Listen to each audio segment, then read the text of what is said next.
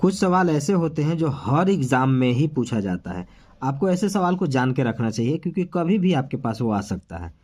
2 साल में 8% प्रति वर्ष की दर से चक्रवृद्धि ब्याज 4160 रुपया है, तो निवेश की गई राशि क्या है? देखिए, 2 साल का ब्याज निकालने के लिए एक फॉर्मूला होता है x plus y plus x y by 100।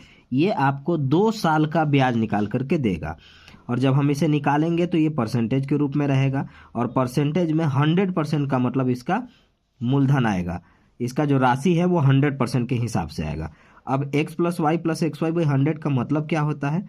तो x का मान भी 8 होगा और y का मान भी 8 होगा। तो यहाँ पर हम अगर रखेंगे तो ये रहा 8 प्लस 8 और यही चीज़ गुना में 8 गुने 8 बटा में 100।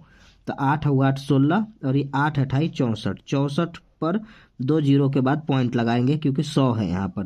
तो 8 8 16 16.64%। इसलिए ध्यान रखिएगा कि जब चक्रवृद्धि ब्याज कंपाउंड इंटरेस्ट हो तो आप ये नहीं कह सकते हैं कि 1 साल में 8% है तो 2 साल में 16% होगा। नहीं, 16% से ज़्यादा होगा। कितना ज़्यादा होगा ये आप देख सकते हैं।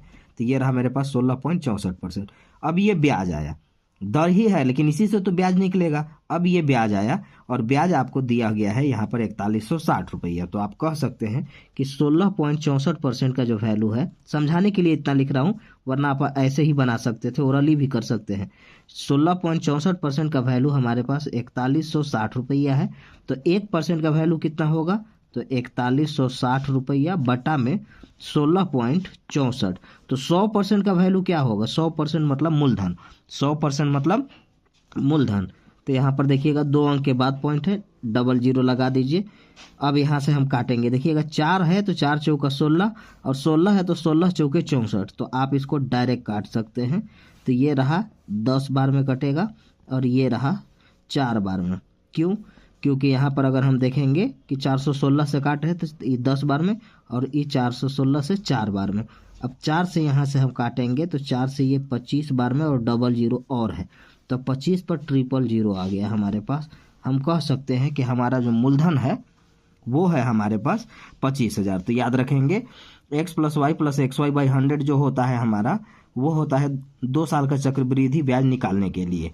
तो x प्लस वाई, x का मान 8, y का मान भी 8 और यहाँ पर रखेंगे आगे 16.64%। तो 16.64% का वैल्यू 4160।